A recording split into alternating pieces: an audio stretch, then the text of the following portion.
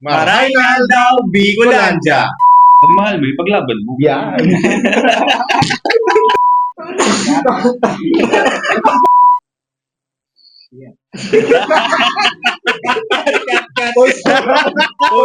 So for today's episode ng ating podcast, pag-uusapan natin ang parts and accessories and tissue or trade-in dito sa Toyota Albay.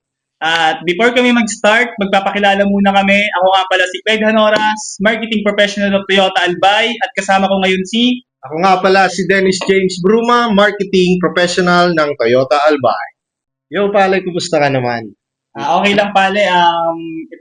Still kicking. Nag-enjoy pa rin sa ating trabaho dito sa Toyota Albay. Ikaw pale, kamusta ka? Okay naman, still kicking rin. At balita ko, bibili ka raw ng accessories sa iyong sasakyan, pale. Oo pale, dito ako bibili ng gulong kasi dito mo mahahanap yung durability, quality, at genuine accessories. Correct. Kaya yung mga naghahanap ng accessories dyan para sa kanilang Toyota cars, dito na kayo pumunta sa Toyota Albay para makakuha rin kayo ng sinasabi niya, durability, quality, at saka genuine na mga accessories. So, okay, tawagin na natin ang una natin bisita from Accessories Department, Sir Justin Rowen. Palakpakan naman dyan.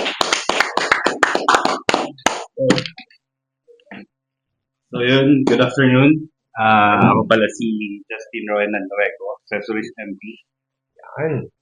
And then, anong pag-uusapan natin? So, today pag-uusapan natin kung ano ba yung mga binibenta natin sa Parts and Accessories Department. So, bigyan mo kami ng konting kwento, Sir Justin, kung ano ba talaga yung mga binibenta natin dun sa Parts and Accessories Department. Actually, mga binibenta is mga happy lang, kumbaga, basic needs para sa mga sasakyan natin. Like carpet mattings, all-weather mattings, side visor, car cover, and then luggage tray. Kumbaga, yung mga accessories na yan is may purpose talaga. Hindi lang siya kumbaga pampaganda. Kumbaga may purpose talaga siya. Like sa side visor naman is kung ano natin is pwede siyang pagka mainit yung panahon, pwedeng ibaba yung bintana. Since may side visor tayo, hindi siya makikita sa labas na nakababa yung bintana niya.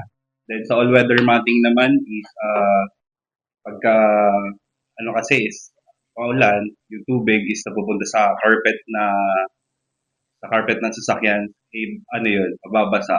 Dapat may all-weather matting tayo para yung dumi tsaka yung tubig is naiipon lang dun sa all-weather matting. And then yung sa luggage tray naman is para siya sa trunk. Usually ang nilalagay natin sa trunk is yung mga pinamalengkehan, like pag nagsiswimming, yung mga basang damit. Mismo. So, para ma-prevent natin maano yung matting sa likod, pwede tayo maglagay ng luggage tray. Yun. Para Tapos, madali linisan mo. yes, correct. Tapos, isa pa is tint.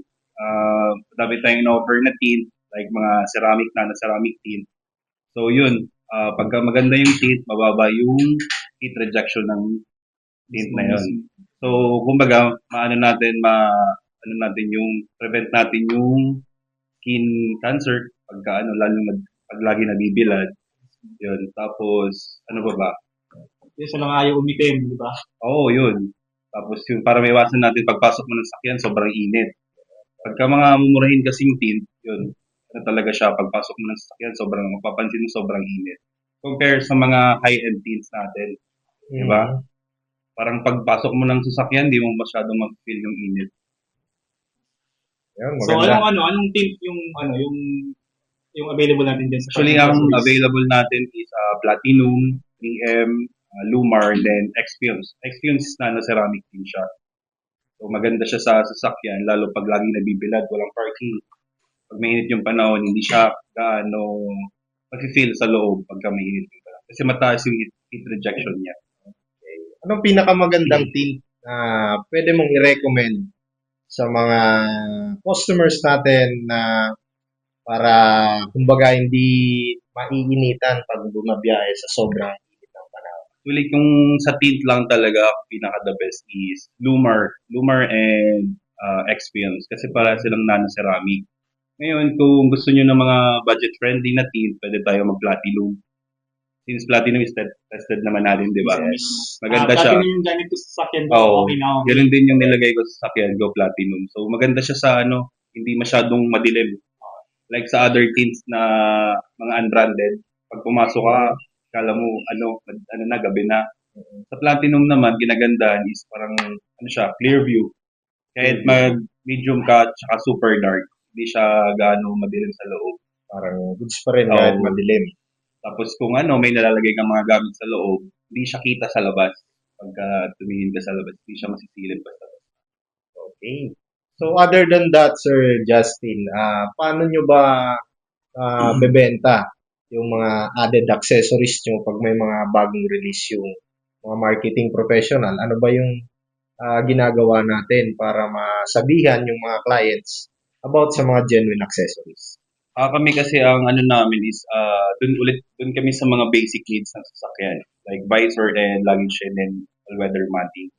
Doon namin siya kasi nagbibigay kami ng idea sa client kung ano talaga dapat ang ilalagay sa sasakyan. Kasi hindi pwede maglalagay ka ng matting na hindi talaga siya compatible sa sasakyan kasi may instances na pagka naglagay ka ng hindi compatible dun sa sasakyan na yun, nag-stuck up yung gas pedal. So, pwede siya mag-cause ng accident. Kaya kami, ang in-offer namin is genuine all-weather matting talaga. Kasi yung cut niya is para talaga dun, kung ano talaga yung sasakyan mo is yun talaga yung binibigay namin na matting. Kumbaga yung recommended talaga sa unit, yun lang talaga yung rene-recommend Oo, yun lang. sa customer.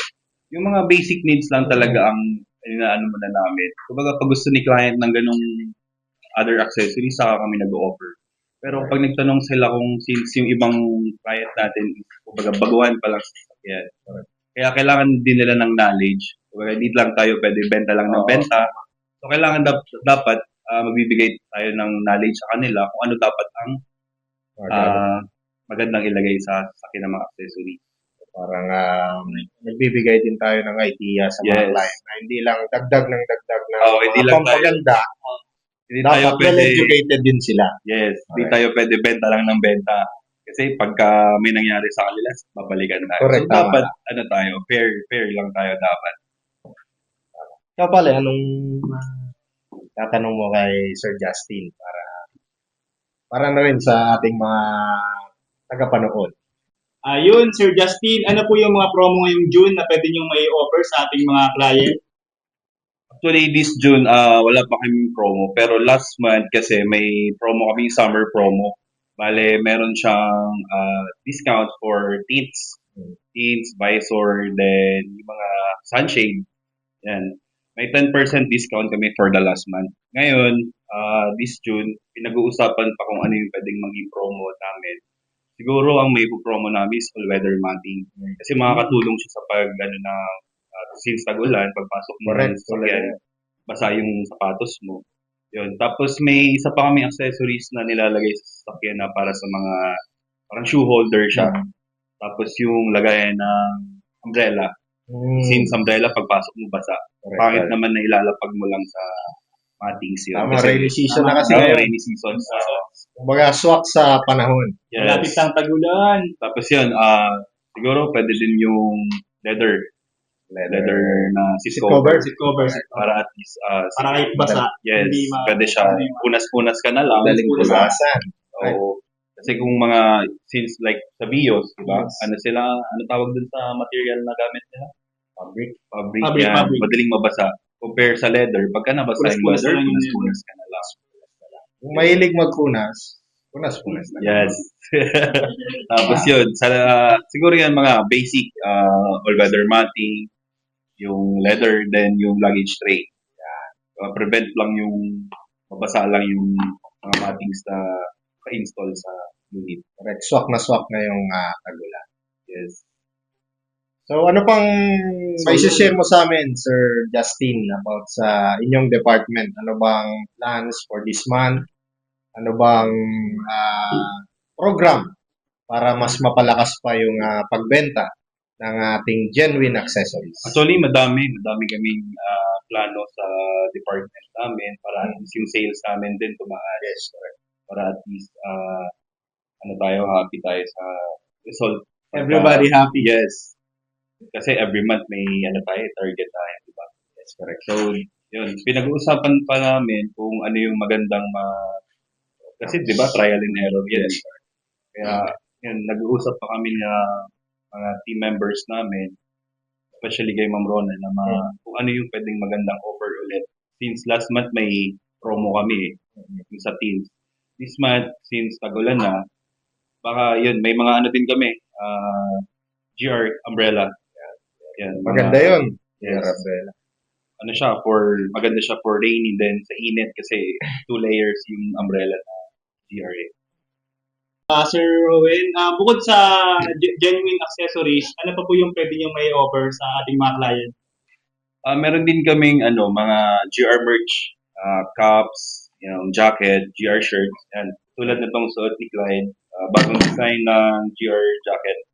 And then ito GR polo Bili shirt. na kayo. And then may GR cups din kaming available. Tapos tumblers, yun.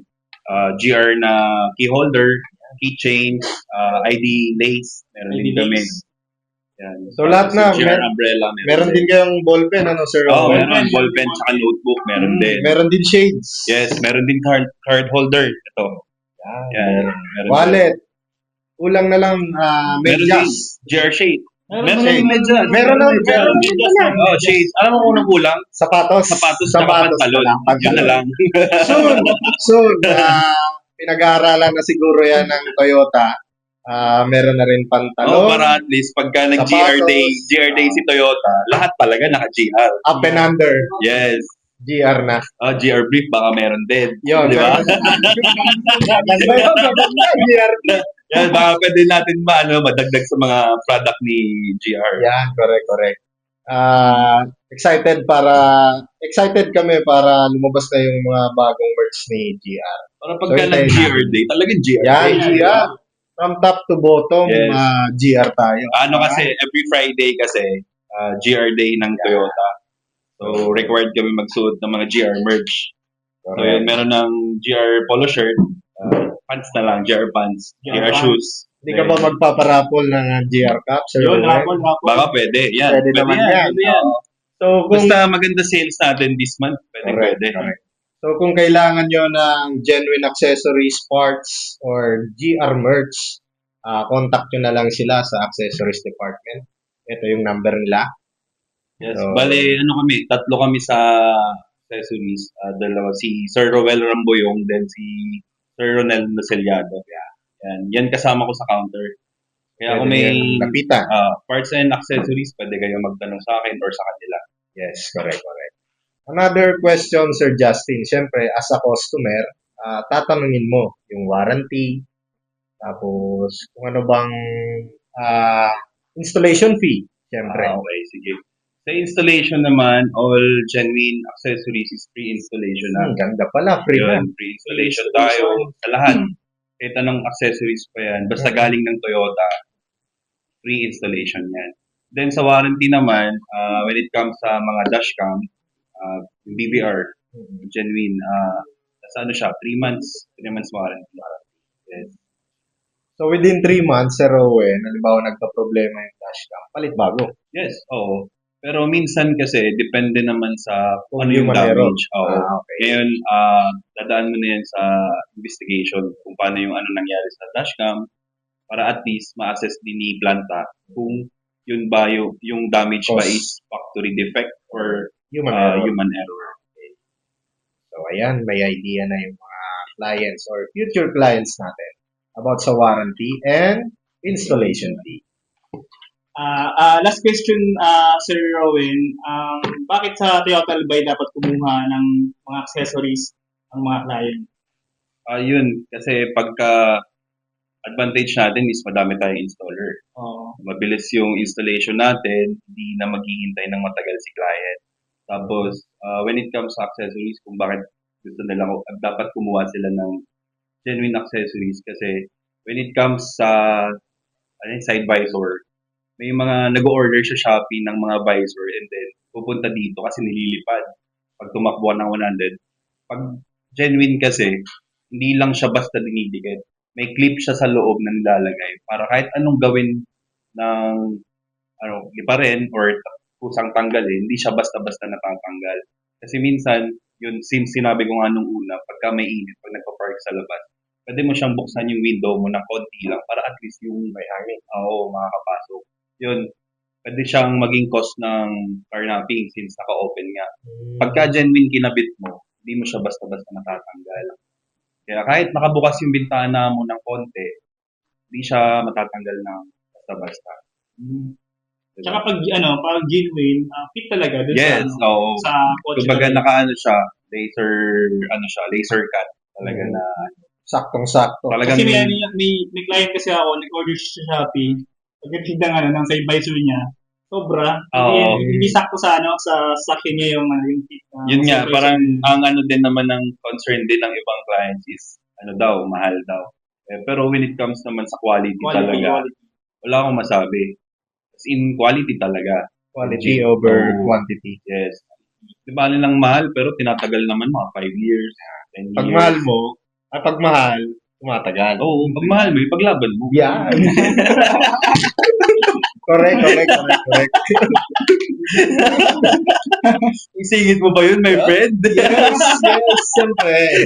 Kailangan natin na, sabi nga, pag mahal mo, ipaglaban. Yan. Basta kung may mga inquiry kayo sa mga accessories, about sa prices, and kung ano yung use niya, pwede kayo kumontak sa Messenger ko or Facebook. And then I-flash na lang natin yung messenger sige. ni Sir Justin. para- Anytime naman, kahit anong oras, basta gising ako, sasagot ako. Minsan nagigising na lang siya pag may nag-chat. Oo. So, that is it. Magpasalamat muna tayo kay Sir Justin Rowan sa pagsama sa atin ng konting minuto para magkaroon tayo ng idea about sa ating parts and genuine accessories. Salamat po, Sir Ayun, Justin. thank you. So, see Thank you you. around. Thank you din sa opportunity para at least nakapag-share din ako ng idea ko about sa accessories. Yes, thank you, Sir Justin. Basta Toyota Genuine Accessories, when works lang. Thank you so much. So this time, tawagin naman natin ang susunod natin na guest from T-Sure or Trade-In, Sir Aljon. Welcome, Sir Aljon. Good afternoon po. Hello. Good day pala, Sir Aljon. Hey, good afternoon sa lahat. Aljon Daet po, ang certified assessor ng Toyota Albay. Yan, good. Anong meron Good sa day. atin? Anong meron? So today, Sir Aljon, pag-uusapan natin ang ating trade-in sa Toyota Albay. Ano nga ba ang role ng trade-in sa Toyota Albay? Yung ano lang dito, yung pinaka-role lang talaga natin dito is papalitan lang natin ng bago yung lumang sasakyan niya. Yun lang. Tsaka ma-assess natin ng maayos. Tanong lang Sir Alvin, paano po ba yung process ng trade-in natin para malaman din ng mga client natin na nanonood? Actually, madali lang naman yung proseso dito sa atin eh. Kasi kailangan ko lang naman i-assess yung unit nyo. Halimbawa, pwede siyang actual or pwede akong magbigay sa inyo ng initial assessment through Messenger. I-send nyo lang sa akin yung picture ng sasakyan nyo, then magbibigay ko sa inyo ng initial appraisal. Yung initial na appraisal na yun is pwede pa yun magbago pagka nakita ko actual yung Okay. So, ano ba yung year model, yung branch na ina-accept sa ating trade-in, sir?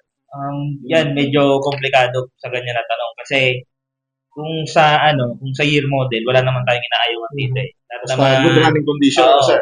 Lahat naman natin tinatanggap. Tumatanggap nga tayo dito yung last time nung truck. Oo, parang may nakita nga ako na truck. Kasi Akalain niyo yun. yung purpose lang naman dito namin is matulungan yung client na na papalitan ng bago yung sasakyan niya. Oo nga, Para iwas na rin sa sakit ng ulo, saka sa Correct.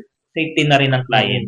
Oo nga, nakita ko yun, Sir Aljon, yung trade-in nyo na truck. Akalain niyo yun from old truck. Anong pinalit nila, Sir Tama raw. Aljon? Tama raw. Tama raw. Akalain nyo yun, kahit lumang truck na napapalitan ng bagong Toyota, tama na. Yes. Tsaka, yung dyan, yung sa brand naman, wala naman tayong inaayawan na brand. Yun lang talaga pagka, depende kasi sa demand eh. Kasi may mga brand tayo, ayoko na mag-mention ng Correct. Bawal yun. May, Ano yun? may ibang brand kasi na talagang hindi naman siya masyadong in demand sa market. So, kailangan natin ma-accept na talagang yung appraisal value niya is mababa. Yun lang talaga. Ano po ba yung mga... Sir Aljon, ano po ba yung basihan natin para malaman yung appraisal ng sasakyan ng mga client natin na nagpapa-appraise po? Yung basahin lang natin dito is kailangan kumaktual yung unit and makita yung kung yung papers niya, kung kumpleto ba, kung may naka-encumbered pa siya, gano'n. Tsaka yung pinaka-importante dito is yung status ng sasakyan. Appearance. Kung yung appearance niya, kung may mga ayusin pa, like yung mga gulong, kung expired na, yan, isa yan sa mga tinitingnan natin. Tsaka kung pinaka-importante kung flooded, kasi madalas yung pag dito sa atin. Correct. Number one. Tsaka yung sa year model, isa pa yun, yung kung ilang taon na yung sasakyan, siyempre hindi naman natin maiiwasan sa loob ng 5 taon talagang after 5 years may masisira at may masisira dyan. May papalitan at may papalitan tayo. Kahit hindi natin siya masyadong ginagamit, normal talagang may papalitan tayo dyan. Saka yung sa ano naman, yung sa like sa odometer, kung ilan na yung milyahe ng sasakyan, yun, isa yun sa pinapriority natin na makita natin. Kasi hindi naman sa pag ano ng ibang client, may iba kasi na yung pinipitik nila yung mga ano, Odometer. yung odometer. Parang nire-reset yun, ano, Hindi sir? nare-reset. Kumbaga, kahit Daya. sobrang taas na, nagagawa nila ng mababa. Babalik. Pero, ano naman dito sa atin, safe naman kasi may scanner naman tayo dito na galing talaga sa planta na doon talaga na-check yung original kung ilan talaga yung milyahe. Okay, Sir Aljon. So, to sum it up, ang trade-in requirements is dapat maganda yung unit pa. Year Ah, model, hindi naman. Ano, sir? Hindi naman sir hindi naman sa maganda talaga yun. Kasi yun nga, yung sinasabi ko, yung purpose natin dito is Para mabaguhan. makapagpalit ng bago yung client. Kahit ano naman tinatanggap natin. Yung ano lang naman, isa pa sa pwede kong idagdag kasi marami nagtatanong kung paano ba yung computation Presyo. ng appraisal value. So, para to make it clear, sasabihin ko po na halimbawa, sir, ikaw may bawang sasakyan. Pagka lumabas dito sa kasa, yung SRP ng sasakyan Automatic. is automatic 30% depreciation yan. So, every year, 10% depreciation. Doon po papatak yung computation niya. Okay. Kasi sir, yung explanation dyan, kaya tayo 30% depreciation sa unit. Kasi, halimbawa, yung amount ng sasakyan is 700. So, kung ibibenta mo siya ng 650 kasi sasabihin ng client, Bago pa. Bagong labas. model pa. Last month lang. Saka, ang baba ng milyahe. So, ganon, hindi pa rin natin mabibili sa ganon na presyo gusto nila. Kasi, isipin mo, kung sa 700 tapos 650 lang yung gusto nila, yung asking nila, dadagdag ka na lang ng 50,000. Parang yun na. Yun, ikaw pa mismo unang Sa'yo pa gagamit. nakapangalan. Yes. Tama. Para at least maintindihan ng mga manonood. Yan. Bakit yung iba kasi nabababaan? Kasi depende rin naman po talaga kasi sa sitwasyon ng sasakyan.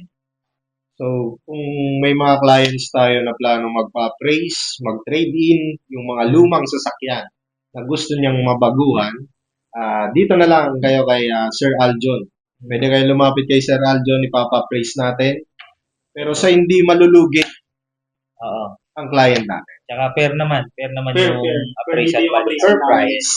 Para, Kasi hindi na nga masyado nasusunod yung 10% every year. Kasi may iba na mataas pa rin. Mataas pa rin. depende talaga sa Depende. mileage. Kailangan natin makita yung Yan, sir. May question ka pa ba, sir? Sir Aljun, para malaman sir ng mga viewers natin, ilang araw ba inaabot yung process ng trading natin? kung sa kasi depende. Kasi may iba na, kung halimbawa, ikaw sir, nagpa-appraise ka dito, tapos magka-cash ka ng sasakyan, kung available naman yung unit na kukunin mo, saka nag-okay naman tayo sa price na naibigay ko sa kanya, kaliwaan, automatic within the day kaya natin mag-proseso ng Yung mabilis kasi, Ganun, mabilis. Yes. Saka mababayaran naman agad yung unit. Yung lang, medyo matagal dito kasi minsan, yung, halimbawa yung client, yung approval, naghihintay pa. Alin sa financing sir? Kung halimbawa financing, Mabilis pa sa fast pala yung trading natin. Speed lang. Speed lang. May mga instances kasi, Sir Aljon, na Bawa, naka-financing yung unit. So, paano ba ang process nun, Sir Al? Bale yung process na ginagawa natin, kailangan natin kumuha muna ng statement of account sa bank or sa in-house, sa TFS, SOA, para makita natin kung ilan na lang yung balance ng client. Tapos, kung ganon, kung halimbawa, nakita na ng client yung SOA, tapos nagkasundo tayo sa presyo, ganon, pwede natin bayaran. It's either silang magbabayad or tayo ng balanse. Pero Parang yung- i-cover yung... Oo, cover. Pero yung balanse na babayaran natin, ibabawas na lang natin dun sa appraisal ng unit. Opo, kasi maraming nalilito eh. Akala nila, babayaran pa natin yung balanse. Tapos, yung appraisal ng unit, ganun pa rin. Babayaran pa. So, Oo. parang nalugi yung... Parang tayo po bibili. yung ano doon. Medyo, Talo tayo doon. Talo tayo doon. Kaya kung halimbawa po, example, 300,000 yung appraisal value ng unit nyo, tapos yung balance nyo is 150, babawas natin dun sa 300. So, yung makukuha yung money is 150. Wow. Yun po. So, yun pala yung process pag Pag financing. may balance pa na gusto nang pumalit. Okay. So, to sum it up, Sir Aljon, ang mga requirements sa trade-in. Yung ano lang, kailangan lang natin dito is yung mga original na papers like ORCR, tapos yung kung may kung sa financing, yung release of chattel. Tapos kasi hindi tayo pwedeng kumuha ng unit na naka-encumbered pa. Pwede tayong kumuha, pero kailangan isa sa requirements yung release of chattel. Kasi doon makikita yung proof na yung unit nyo is paid na. Wala nang utang. Ganun lang naman. Sobrang bilis lang naman yung process. Napaka-easy lang ng process sa trade-in. Yung luma mo, pwede nang mabaguhan agad. At yun, maraming salamat Sir Aljun sa pag-discuss po ng sa Thank you. trade-in. At kung meron kayong second-hand na kotse at nagbabalak kayong kumuha ng brand new na unit, contact nyo lang po si Sir Aljun. I-post na lang namin sa taas yung kanyang mga details. At yun, Thank you, sir. masasabi mo? Thank you. Thank you. Thank you sa time. Thank you. Thank you, Sir Aljun. Thank you. Bago matapos ang ating podcast, pasalamatan muna natin ang ating dalawang kapatid na galing sa Parts and Accessories na si Sir Justin Rowen at ang ating kapatid na galing sa trade-in or t-shirt na si Sir Aljun. Correct ka dyan, pale. Dapat natin pasalamatan yung dalawa para na-spread na rin yung information na yung mga genuine accessories na binibenta natin ay talagang maganda yung quality, durability, and sa trade-in naman, ng any brand na pwedeng i-trade-in sa atin para mabaguhan na natin yung sasakyan nila. So that is it, Pansit. Let's go!